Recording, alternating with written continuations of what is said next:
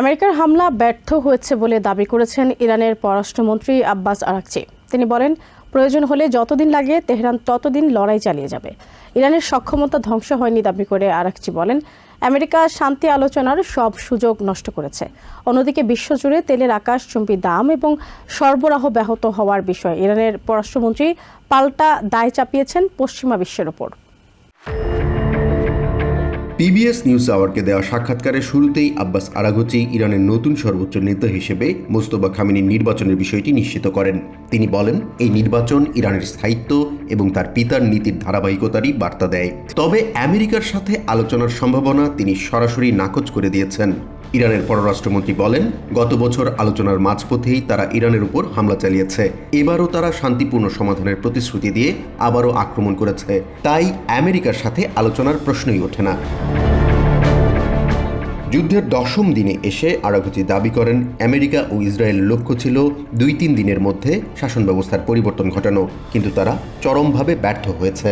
এখন তারা লক্ষ্যহীনভাবে হাসপাতাল, স্কুল ও আবাসিক এলাকায় হামলা চালাচ্ছে বলেও অভিযোগ করেন তিনি।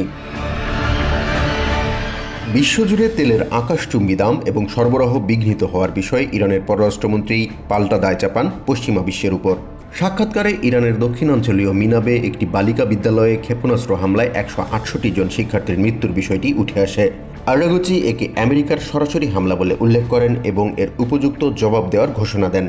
Israelis and Americans, which has made the whole region insecure, unstable. প্রতিবেশী সৌদি আরব বা ইরাকের তেল স্থাপনায় হামলার বিষয়ে প্রশ্ন করা হলে তিনি একে আত্মরক্ষা হিসেবে আখ্যা দেন। আরাগচি বলেন, যেহেতু ইরান সরাসরি আমেরিকার মাটিতে পৌঁছাতে পারছে না, তাই এই অঞ্চলে থাকা তাদের ঘাঁটি ও সম্পদকেই লক্ষ্যবস্তু করা হচ্ছে। আরাগচি দাবি করেন, পশ্চিমা হামলার মুখে ইরানের সাধারণ মানুষ, সরকার ও সামরিক বাহিনীর সমর্থনে রাস্তায় নেমেছে। তিনি আরও জানান, তাদের পারমাণবিক ও ক্ষেপণাস্ত্র স্থাপনায় হামলা হলেও ইরানের প্রযুক্তিগত সক্ষমতা ধ্বংস করা যায়নি। এদিকে সোমবার সকালে তেহরানের অ্যাঙ্গেলাম স্কয়ার পরিণত হয় রীতিমতো এক জনসমুদ্রে। ইরানের পতাকা এবং প্রয়াত নেতা আলী খামেনি ও নতুন নেতা মোস্তফা খামেনির প্রতিকৃতি হাতে রীতিমতো উৎসবে মাতেন সাধারণ মানুষ। 56 বছর বয়সী শিয়া ধর্মগুরু মোস্তফা খামেনির এই নিয়োগ মূলত এই বার্তা দেয় যে যুদ্ধের এই চরম মুহূর্তেও ইরানের কট্টরপন্থীরা ক্ষমতার উপর তাদের নিয়ন্ত্রণ বজায় রেখেছে।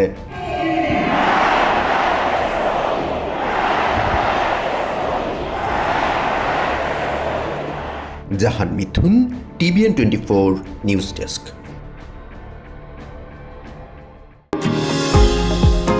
নিউ ইয়র্ক থেকে সম্প্রচারিত TVN 24 টেলিভিশন বিশ্বজুড়ে বাঙালির কণ্ঠস্বর।